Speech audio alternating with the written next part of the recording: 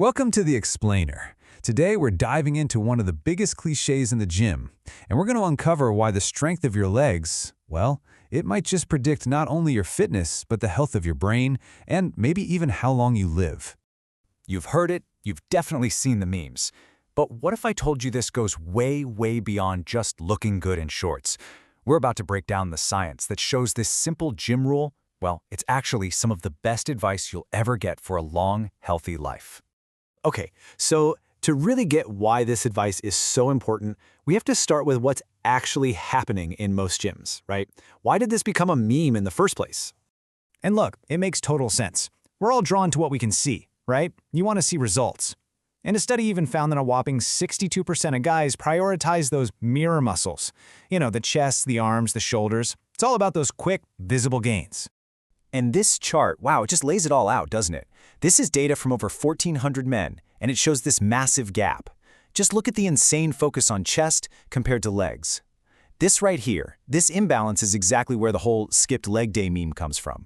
But, and this is the key part, the consequences are so much bigger than just a funny picture online. Okay, but this is where we need to totally flip the script. Because training your legs, it's not just about looking balanced. It's about plugging into your body's main power plant. All right, to really wrap our heads around this, we got to do a super quick dive into metabolism.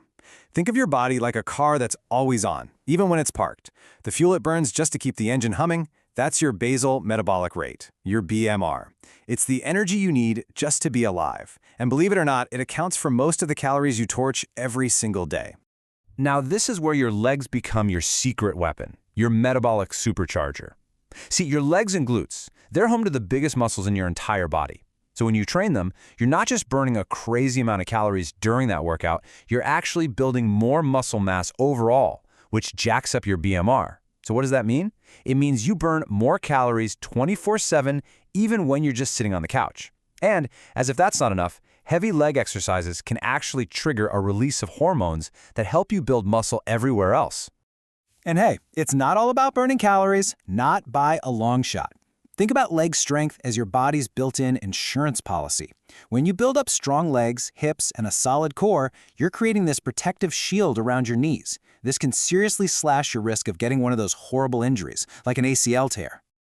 All right, but now we get to what is, for me, the most shocking part of this whole story. And it has absolutely nothing to do with mirrors or how big your muscles are. It has to do with time.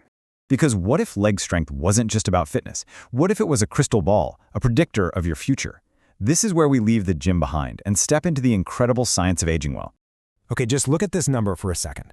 A massive landmark study found that older adults with the weakest quads, that's the big muscle in the front of your thigh, had a 51 to 65% higher risk of dying from any cause. Let that sink in for a moment. It's not that weak legs are, directly causing death, but they are one of the most powerful predictors we have for a rapid physical decline as we get older. And here's the crazy part. You can actually get a sense of this functional strength right now with a super simple test. Here it is. Can you stand up from a regular chair 5 times in a row in less than 15 seconds without using your hands to push off? It sounds simple, but this one little movement is incredibly revealing. Why is it so revealing? Because the data is just crystal clear on this. Older adults who couldn't do it in under 15 seconds, well, they were almost 3 times more likely to die earlier. Your ability to simply get up out of a chair is a direct window into your longevity. It's that powerful. But wait, there's more. The connection goes even deeper. Because this isn't just about your body, it's about your brain.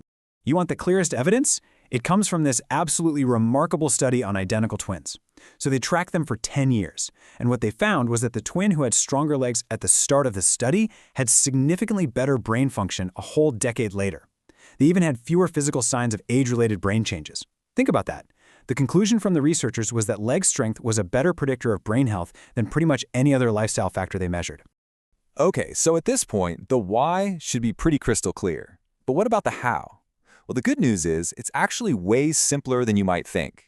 You don't need to go out and become a world-class powerlifter tomorrow. Look, your whole approach can boil down to 3 simple core ideas.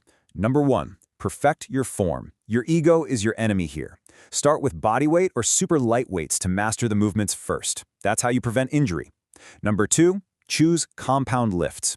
These are the big ones: squats, lunges, deadlifts that work a ton of muscles at once. They give you the biggest bang for your buck, period. And finally, number 3, just be consistent. Your legs can take a lot of work. Aim to train them at least twice a week, and that's how you'll see real, lasting progress. And if you're thinking, okay, great, but what exercises should I do? Here are the heavy hitters. These are your foundational movements: squats, walking lunges, step-ups, and Romanian deadlifts, or RDLs. Every single one of these builds not just raw strength, but also the balance and coordination that carry over directly into a healthier, more capable life outside the gym. So, when you put it all together, this whole conversation kind of invites us to rethink, why do we even work out in the first place? The next time you walk into the gym, just ask yourself this one simple question: is this next workout for the mirror, or is it for the rest of your life?